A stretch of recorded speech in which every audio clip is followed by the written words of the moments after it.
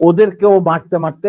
Major ডালিম, যিনি বাংলাদেশের ইতিহাসের 1971 সালের জীবন্ত ইতিহাস। 1971 সালের মুক্তিযুদ্ধে 69 জনকে বীর উত্তম খেতাবে ভূষিত করা হয়, তার মধ্যে মেজর ডালিম অন্যতম।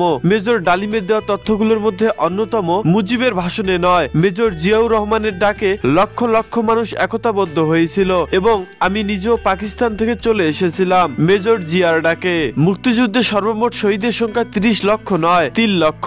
শেখ মুজিব বাংলাদেশের স্বাধীনতা চায়নি, ভারত বাংলাদেশের মুক্তিযুদ্ধে সহায়তা করেছে যাতে বাংলাদেশকে তাদের একটি প্রদেশ বানাতে পারে।